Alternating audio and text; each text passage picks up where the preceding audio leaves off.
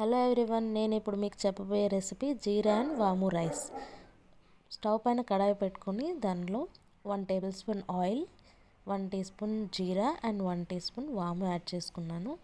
దాని తర్వాత సన్నగా కట్ చేసి పెట్టుకున్న ఆనియన్, పచ్చిమిర్చి అండ్ 4 వెల్లుల్లి రెబ్బలు దంచి వేసుకున్నానండి.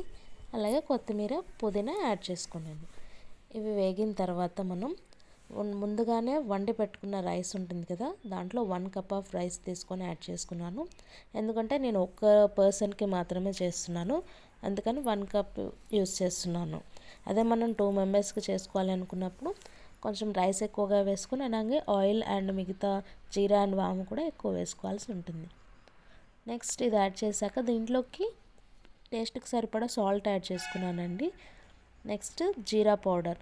నాకు ఇంట్లో జీరా పౌడర్ లేదండి, అందుకని నేను ప్యాకెట్ యూజ్ చేస్తున్నాను. మీరు ఇంట్లో జీరా పౌడర్ ఉంటే అది వేసుకోవచ్చు. జీరా పౌడర్ అండ్ సాల్ట్ వేసిన తర్వాత బాగా కలిసేలాగా మిక్స్ చేసుకోవాలి.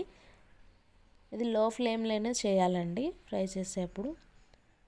ఇది వేడివేడిగా సర్వ్ చేసుకుంటే చాలా బాగుంటుంది. ఎప్పుడు ఒకే విధంగా ఎగ్ రైస్ లాంటివి కాకుండా ఇలా జీరా అండ్ వాము రైస్ చేసుకొని తింటే డైజెషన్ కూడా ఇంప్రూవ్ అవుతుంది మనకి.